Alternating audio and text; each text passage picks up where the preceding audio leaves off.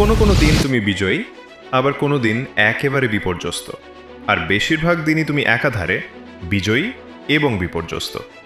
কিন্তু মনে রেখো, প্রতিটা দিনই তুমি দাঁড়িয়ে আছো, লড়াই করছো, সেরে উঠছো, বেড়ে উঠছো এবং চেষ্টা করছো।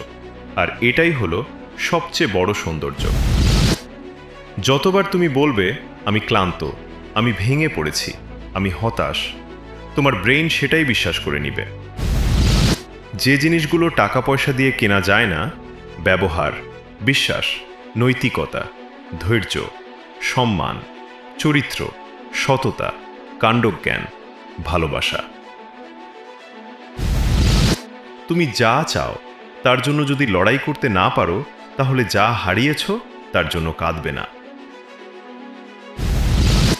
কতবার তুমি ব্যর্থ হয়েছ সেটা কোনো বিষয় না, শুধু হাল ছেড়ে দিও না। একটাই জীবন, একটাই সুযোগ। তোমার এটা ভেবেই খুশি থাকা উচিত যে তুমি এমন অনেক বিপদ আপদ থেকে সেরে উঠেছ যেগুলো সম্পর্কে কেউ কোনোদিন জানতে পারেনি।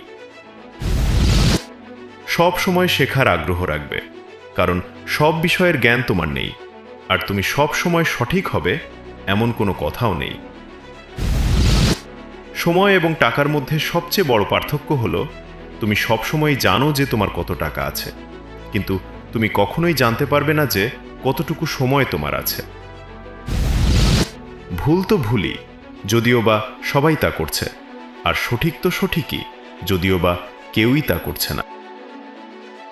So guys, don't forget to like, share, and drop your thoughts in the comments. If you enjoy honest news, reviews, and critiques, no hype, no bias, just real perspective. Make sure to subscribe to my channel, Said Time. I'll see you in the next one.